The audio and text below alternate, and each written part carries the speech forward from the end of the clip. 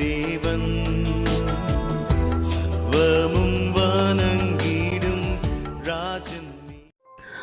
கிறிஸ்துவுக்குள் பிரியமான சகோதரரே, உங்கள் யாவரையும் இரட்சகராகிய இயேசு கிறிஸ்துவின் நாமத்தில் வாழ்த்துதல் சொல்லுகிறேன். இன்றைக்கி ஆண்டவருக்குள் நம்ம எடுத்துக்கிற தியானம் என்னென்னா, மன்னிப்பு என்பது தேவனுடைய ஆசீர்வாதமான கட்டளை. அருமையான சகோதர சகோதரிகளே, கிறிஸ்துவின் நாமத்தில் வாழ்த்துக்கள். இன்று நாம் மன்னிப்பு பற்றிய ஒரு முக்கியமான செய்தியை பகிர்ந்து கொள்ளப் போகிறோம்.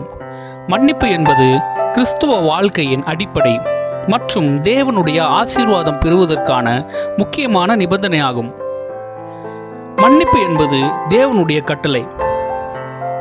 மத்தேயு 6 அதிகாரம் 14 முதல் 15 வசனம் வரை வாசியுங்கள். நீங்கள் மனுஷருக்கு அவர்களுடைய குற்றங்களை மன்னித்தால் உங்கள் பரலோக பிதாவும் உங்களுக்கு மன்னிப்பார். நீங்கள் மனுஷருக்கு அவர்களுடைய குற்றங்களை மன்னிக்காவிட்டால் உங்கள் பிதாவும் உங்கள் குற்றங்களை மன்னிக்க மாட்டார். இந்த வசனம் மூலம் நாம் புரிந்து கொள்ள வேண்டியது என்ன? மன்னிப்பு என்பது தேவனுடைய கட்டளையாகும். நாம் மற்றவர்களை மன்னிக்கும் போது தேவன் நம்மையும் மன்னிக்கிறார். மன்னிப்பு என்பது இயேசுவின் உபதேசம்.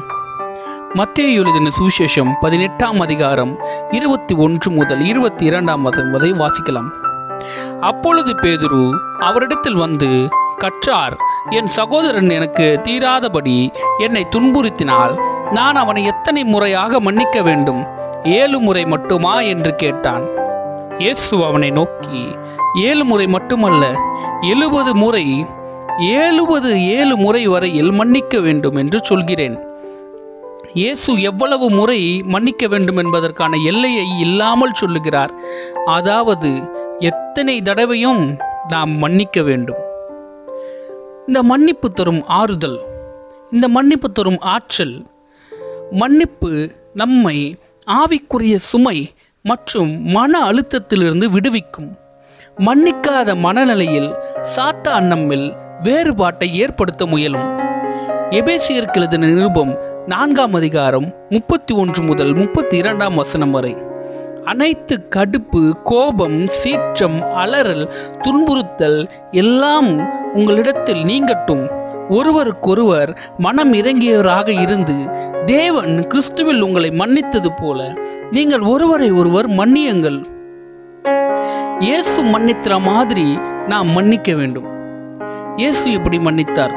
லூக்கா எழுதின சுவிசேஷம் 23 அதிகாரம் 34 வசனம். இயேசு கிறிஸ்து சிலுவையில் தொங்கிக் கொண்டிருக்கும் போதும் கூட தன்னை துன்புறுத்தியவர்களை மன்னித்தார். பிதாவே, இவர்களை மன்னியுங்கள், ஏனெனில் இவர்கள் என்ன செய்கிறார்கள் என்று அறியவில்லை. நாம் நம் மீது குற்றம் புரிந்தவர்களை மன்னிக்காமல் வைத்து கொண்டால் அது நம்முடைய ஆசீர்வாதங்களுக்கு தடையாக இருக்கும். மன்னிக்காத மனநிலை ஏற்படுத்தும் விளைவுகள்.